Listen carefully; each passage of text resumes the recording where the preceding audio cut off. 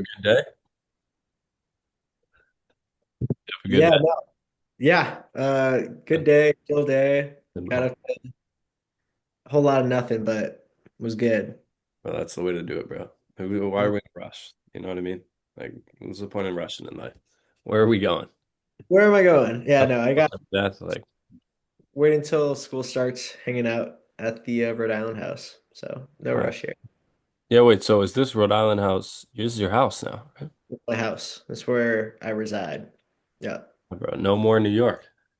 I've go in between. We have a small apartment in New York where my dad kind of still works at. That I sometimes go to, but I like the big Rhode Island house by the beach. Get some hiking in. It's chill. It's a good time. Nice. What does your dad Yeah. do? Works at a bank. I don't know. Yeah. Yeah. Beautiful. All right, man. Well, so Amir, this right here is my soulmate, Matt Riseman. Real Um, real talk. we, I'm trying to, when was the first time we met? Oh yeah, it was College lads like the first week of school. Like, intramural. mhm. Well, we hadn't made the team yet. We met through a mutual friend, Teo, and then we were like, I was like talking about intramural, and you were like, I'm down, let's do it. Like we need to make this the best team ever.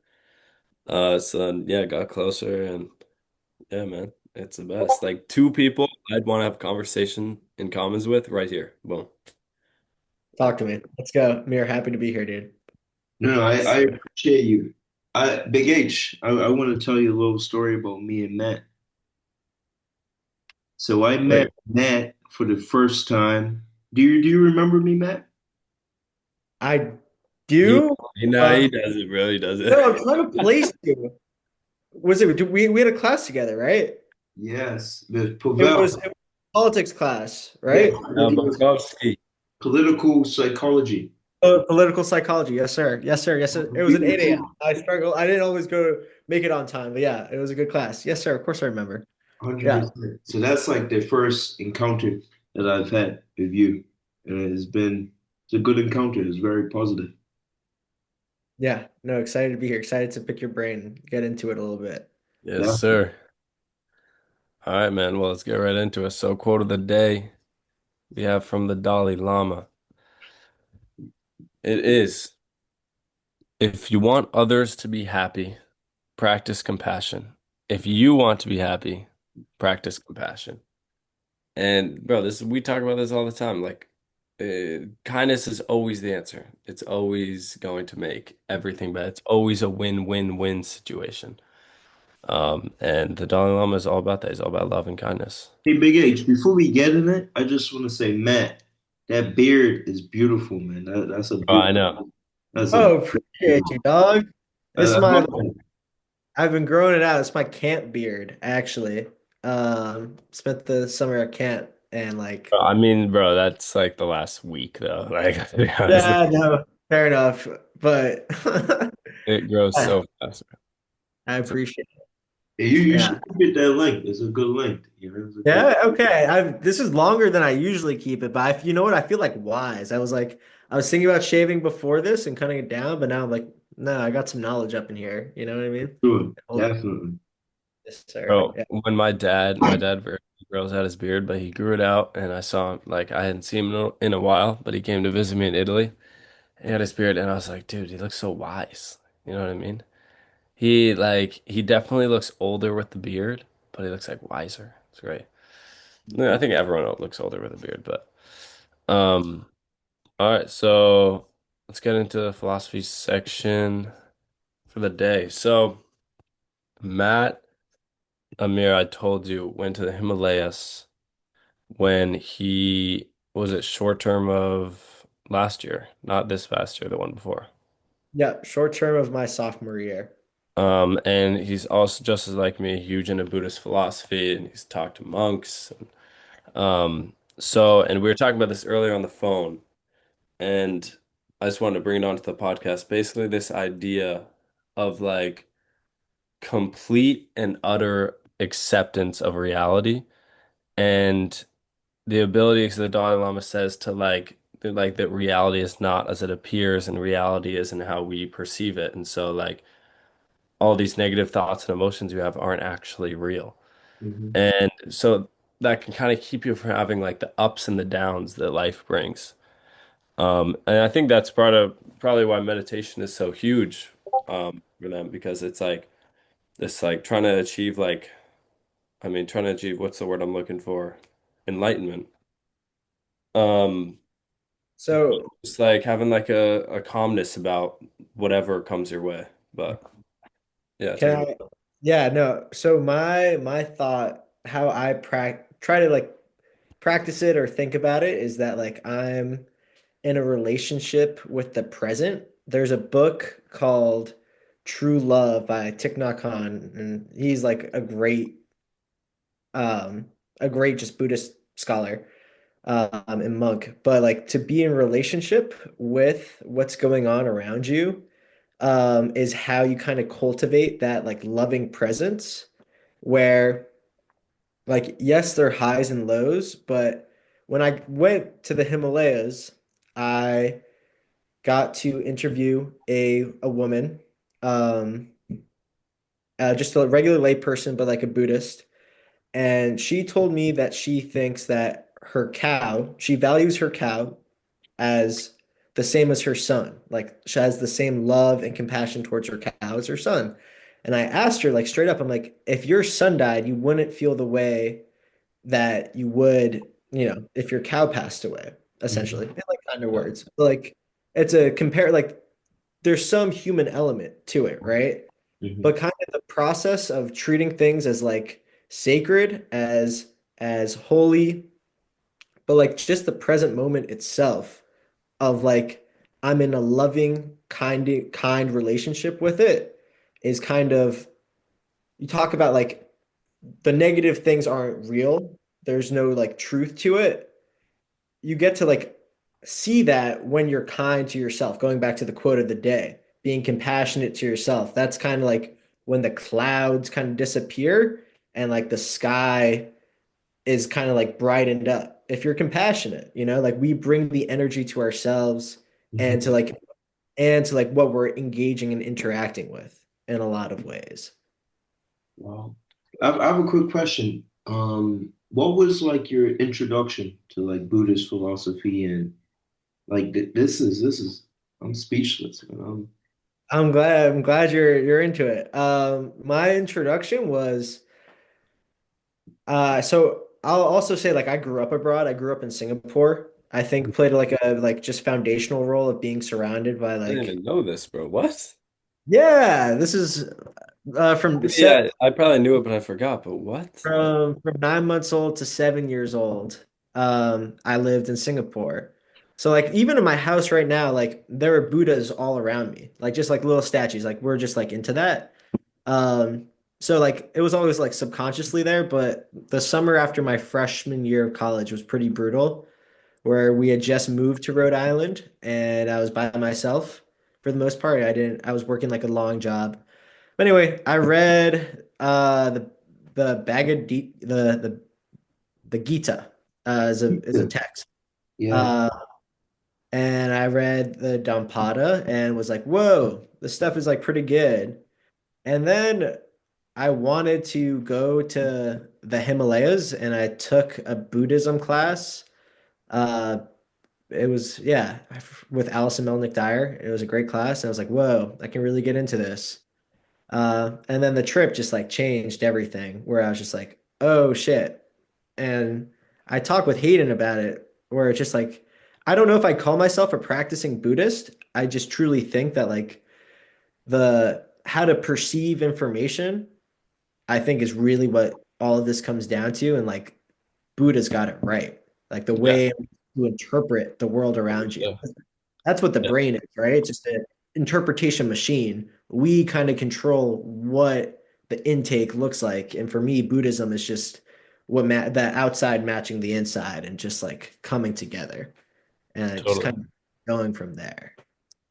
Well, it's tough because like Buddhism is a religion, but it's like anyone can kind of like It's also almost practice it. it's a philosophy as Exactly. well. It's a philosophy, you know, it's like a way approaching life. It's like different like principles and truths to just like accept you can accept and like apply to your own life. But yeah, so it's tough to I always like, like I love Buddhist philosophy. Love learning about different religions, but I don't necessarily like practice, like So, I would feel so wrong saying, "Oh, I'm a Buddhist," just because I'm super into.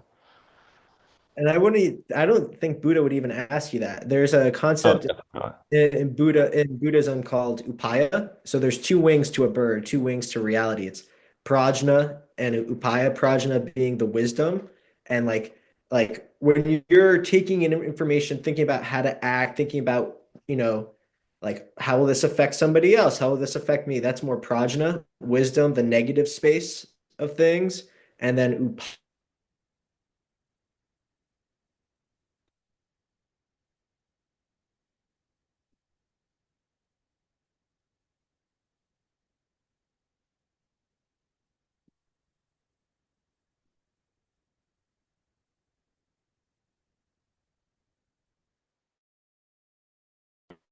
Really at it.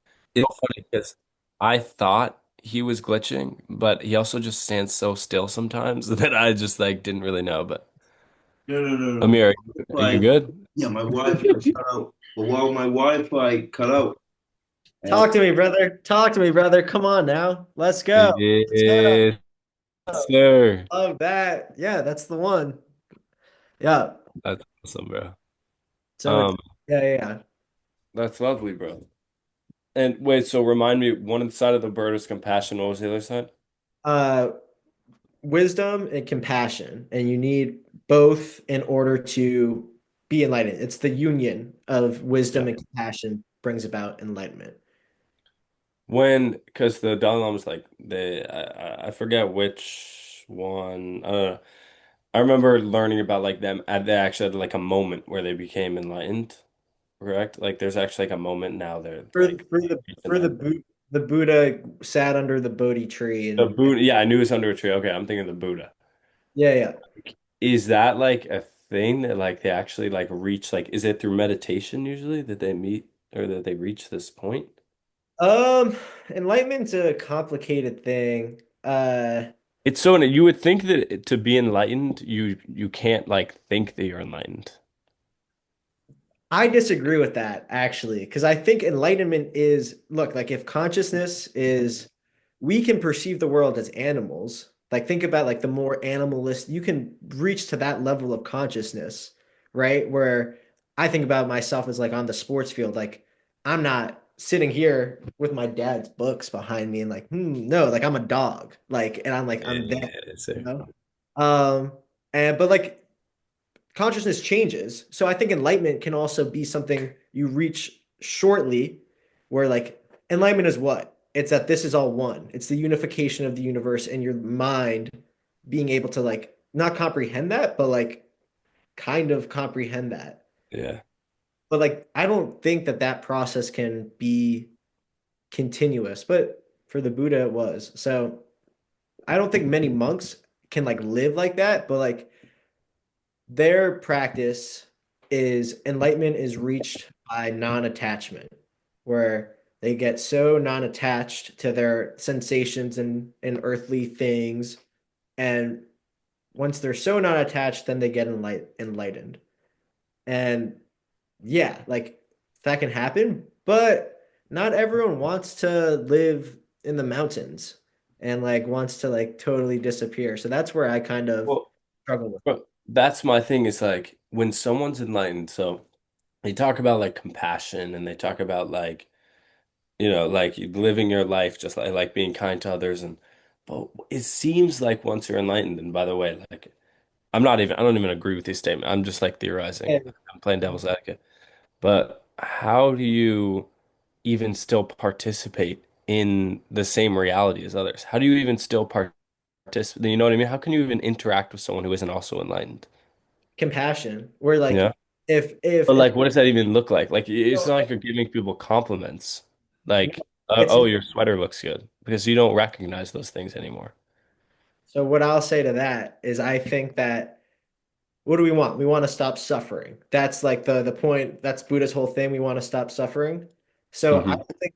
giving compliments is stopping suffering. Although I think it like that's what people misconceive compassion as. Well, it's Where a temporary, that's a temporary thing. yeah, Exactly. What temporary I pleasure. would what exactly. So what's a pleasure that lasts? What I've started to equate it to is a fire of like this warmth that you can kind of just sit next to and like let everything else kind of fade. And like when you're at that fire, so like how are you compassionate to others without spamming compliments and giving them Yeah. like what I try to do, my practice is I try to be a fire. I try to be warm in a place where their authentic and like genuine sides can be can come out. Because a lot of the times mass and like different types of we're playing a lot of games of how we're being perceived. Hmm. And when we're by the fire, those things kind of can just fade. And it's just like just you. Like think about the times around the fire. I'm sure at the farm or whatever, like it's just you and family and just like keeping it simple.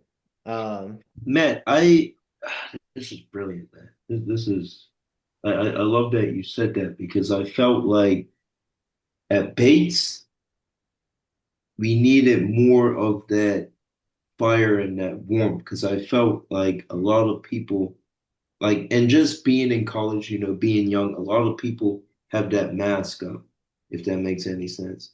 And it's totally. like I played on the soccer team for a bit, and it's like just being in like different environments, you see people act in certain ways, and it's just not authentic to who they are. And that's really why I truly appreciated my time on the farm when I came to visit Hayden and his family because I got to see exactly who, like, not that Hayden puts on that mask, but I got to see a little bit more of Hayden and who he is, you know? So I'm glad that you mentioned that. Yeah. Totally. And Bro, I think that's a great point because I always think about when like people are talking about like, oh, someone being a great person. They're like, yeah, they're so like, like charismatic. I like super extrovert. I'm like, you know, I don't see the person who's like super like talk to everyone, super. And by the way, this coming from me is it's kind of ridiculous, but yeah, like super like talk to everyone like super chatty and well, like they could not to say that's a bad thing or a good thing, but I just think like what you're saying, like the warmth is what really mattered. Like the that's a great point with the fire and the warmth thing, because it's like stays with you. just an overall comfort in like just like a subtle kindness and like as simple as giving someone a smile, like smiling at someone as they walk by is like the hugest way of being like truly kind, in my opinion. Just allowing them to kind of just drop whatever anxieties they may have, like being a place of rest for their soul. Like honestly, like we go through like so many ups and downs, and like we're always perceiving ourselves and others, and it's tiring. And like that's what Buddhism would call samsara, honestly. Um, the the cycle of death and rebirth, I would argue like consciousness itself, where like a new scenario of how we'll be perceived is a birth, and then how that dies. Like anyway, like I think like what it is staying like consistent, and like meeting it with love. I don't know. Kind of a little side tangent, but yeah. Definitely. And Matt, I have a question as well. Because I know at Bates, like when I studied at Bates, just being in like the class environment was pretty stressful, like a lot of people, even myself, like you're thinking, oh, how does my hair, like you're not really focused and geared towards learning. Like you're thinking about all of the other things that are kind of like irrelevant to what's actually going on and what's important. What would you say to a professor if they wanted to create more warmth in their classroom and more authenticity to springboard learning and power learning?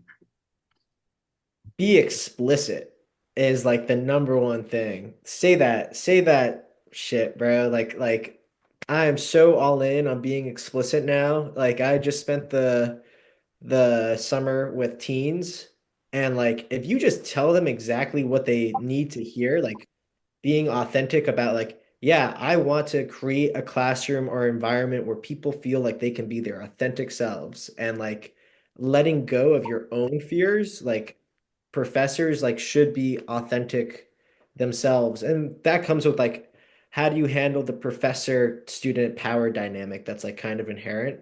Yeah. Uh but like how do you handle the counselor camper power dynamic? It's still like a shared respect and like a trust thing. But again, going back to the thing, like be in relationship with each other. Like, like it's not it's not a binary. It's not like two separate things. When you're in a relationship, there's unity there. Yeah. Togetherness. And like it comes from mindful practice to want to be in a relationship. Because to be in a relationship means that there's a give and take. You got to be flexible. You got to like understand that like this is this person's needs and here are my needs and that's okay, you know? Um, hopefully that answers your question a little Yeah. bit. I appreciate Totally. it. I agree, and I think that yeah, the biggest thing, like, bro, I'm sure you guys know, like, us all. Matt's taking how many? You got to take more philosophy classes, bro. But did you take? I haven't taken one. You haven't taken one, bro. What are we Wait, doing? what are you studying, man? I'm a psychology major and then religious studies minor, concentration in Buddhism. I've said that a lot. Yeah. Well, I like that. Bro, you got to take some. Wait, why aren't you taking Buddhist philosophy then? So I was on track to do it. And then I was like I can so my relationship with Buddhism is like not like always it hasn't always been fun in terms of like when you're perceiving the world and like a really like there's this Buddhist concept called emptiness where nothing Shunyata, shunyata, right? yeah sunyata or at least I Shunyata, think shunyata. I don't know. sunya, Whatever. I don't know, sorry, that's probably just how I've read it, Yeah, but sunyata, um and with that like you're like whoa, I'm empty, like do I even exist? yeah. uh so but going back to the Buddhist philosophy class, like you can either live it, you can try to be compassionate, or you can live in your mind. And I was like, I'm good. Like I don't know. I've thought a lot about the philosophy aspect and like it's cool, but I don't really need I just didn't felt the need to like to take the class. I'm taking Epics of East Asia instead, so I get to learn about all like the different myths and like stories of like these great figures, which I'm really excited about. That's But no, that, that um, that's my thought. but connecting, like either way, you've studied a lot of philosophy in the mirror, and overall, just taking any classes, like you. I think we all connect better and learn more and are more feel more comfortable in classes where the teacher is vulnerable. That's like the biggest part about it. Mhm. Like Amir, I'm sure like we've talked about Comiskey before. Like he'll like stand on desk, slap Yeah, himself. yeah, He'll like swear, like do it. Like he's so funny, so like himself, and it Yes. invites everyone else to be themselves. So it's like yeah, 100% the most important Yeah, thing. exactly right. That's what it is. And yeah, like our professor, Susan Stark, our favorite professor ever. She does Oh, yeah, this that's very awesome. inviting. Yeah. All right, man. Well, let's take a quick little sports break.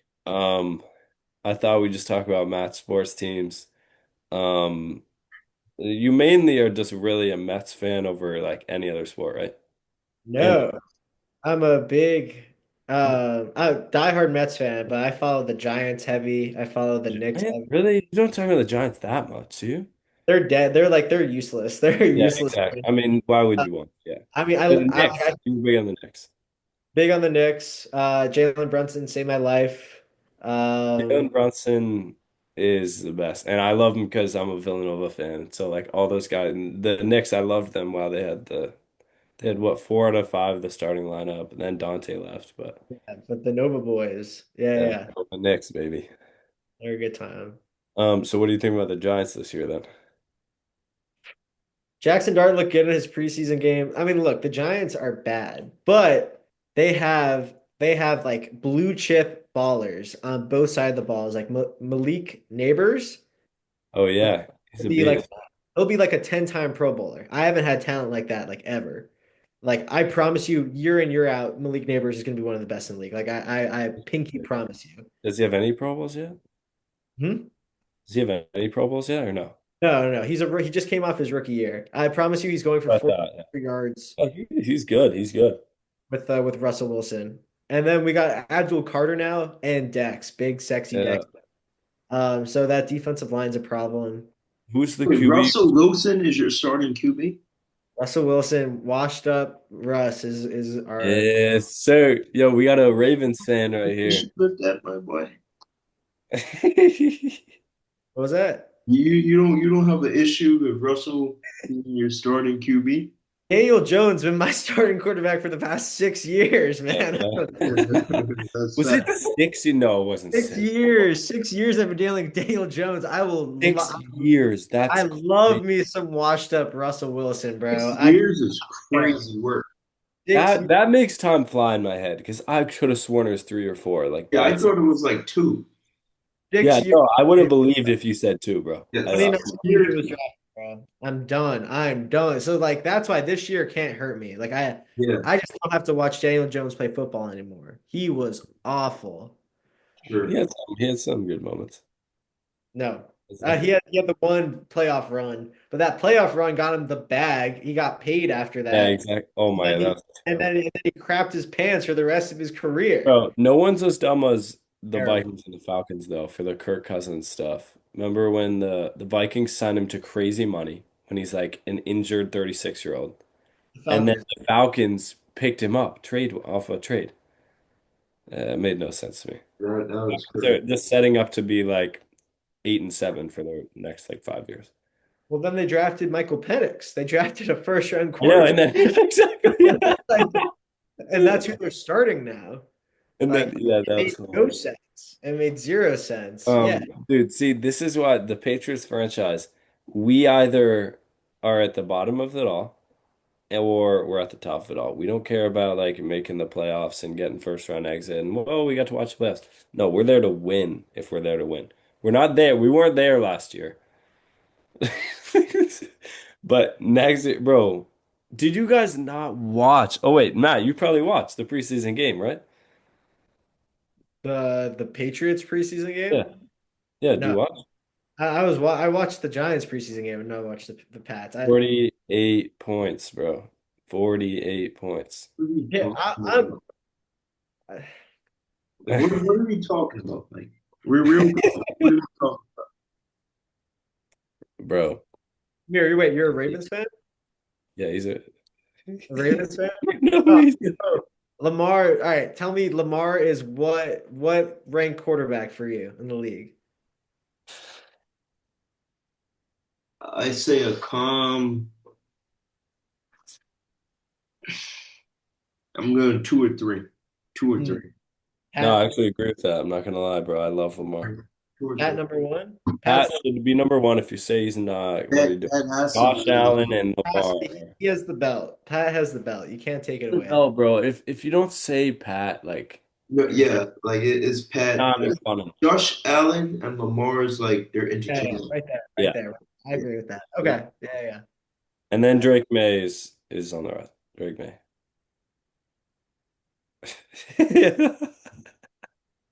I am mad. I'm mad at Tommy DeVito. I'm mad Tommy DeVito took away. Giants won three straight. And then the Pats kicker missed the field goal to send it to overtime against the Giants, and that ended up getting the Pats the number three pick for Drake May. It's crazy. Yeah, Whatever. bro. I Half. know. Bro, we blew number one this year because of the Bills, because the Bills played their third stringers. I mean, so did we. But then Oh yeah, but Will Campbell's a good get. He'll be no, he good. was. He is. He's a great guy. Agree. I love his mindset. His mindset, like, He's the dog, bro. Yeah, he's a dog, dog. He's a He's a dog. dog. wolf. All right, let's get back into it since we have 9 minutes already. Um, Yeah, all that's right. perfect. I really just wrote down for the debate section, I wanted to talk about Matt's time in the Himalayas, which we can talk more about. But honestly, since we touched on it, I thought we'd talk about uh, is it healthy for the mind to be competitive? So is it healthy to have competition, to want to be better at anything than anyone else? Or to Um, like strive for more, or like I need to get this job, or I need to get this, I want to win this game. You know what I mean? so I'll bring it back to camp because I loved my time at camp. So it was color games. So green versus blue, and I was one of the coaches for the green team. And like my motto, or like what I really wanted green team to strive for was like we are only focusing on green team. Like the existence of blue team is to see how good green team can be. Like how great this collection of people can come together and be. Like I don't want to give any of my energy to how the blue team is performing. Like they're only just something so I can a reflection of how green team can be great. So in that way, I think it's good to be competitive with yourself, see, push yourself to limits. Like that's why we're here. Like how boring would it be to not? But at the same time, like the easiest and most true quote of all time is that comparison is the thief of joy. Like Yeah, that's literally that. If you want to just like get down to brass tacks of suffering, it's just people comparing ourselves to other things. And like if you're just focusing on being competitive with yourself, how great you can be, I'm all in.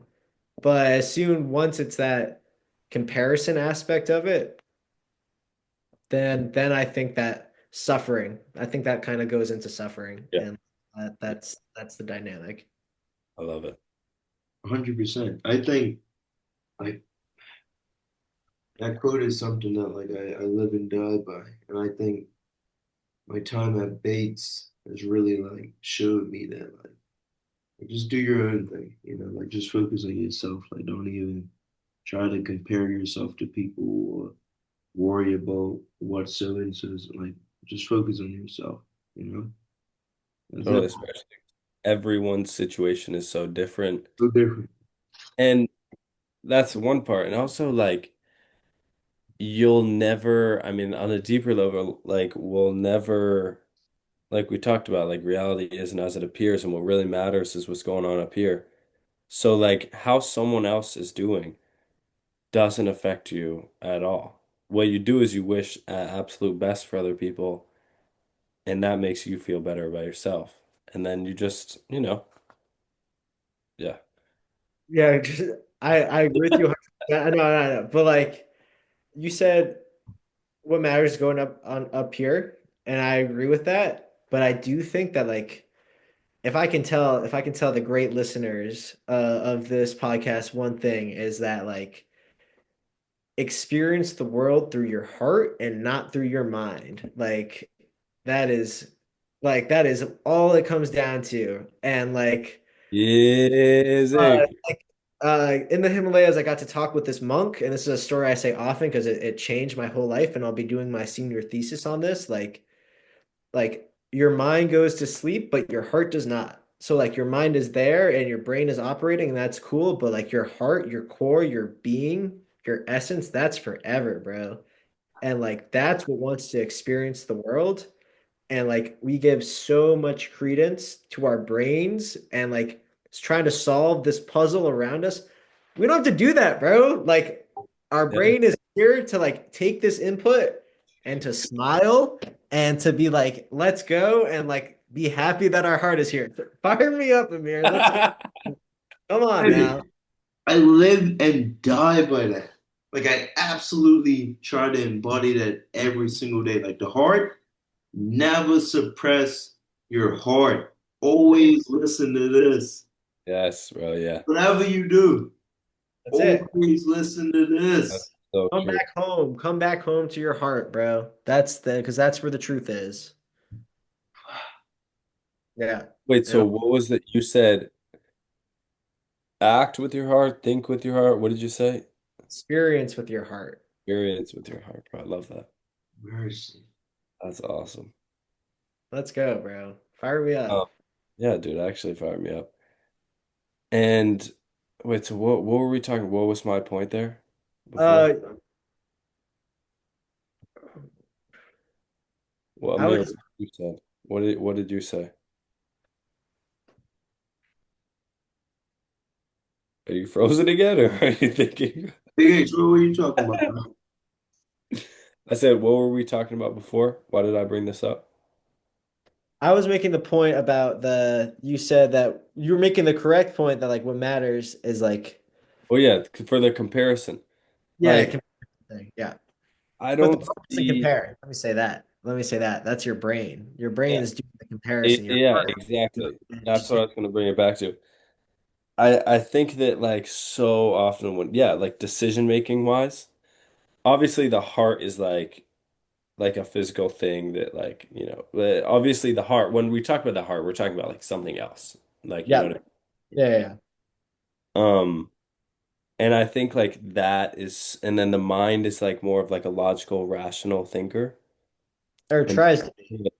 yeah, it tries to be.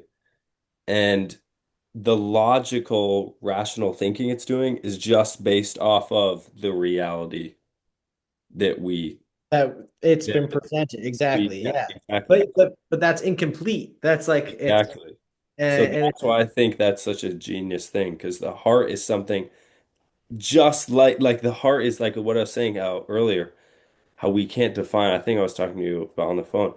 We can't like define love, we can't define the yeah, yeah, soul yeah. perfectly. We can't define the heart It's beautiful. necessarily, and Yeah, that's why it works so well to follow your heart because reality is not as it appears. Your mind is just following reality. yes, that's love.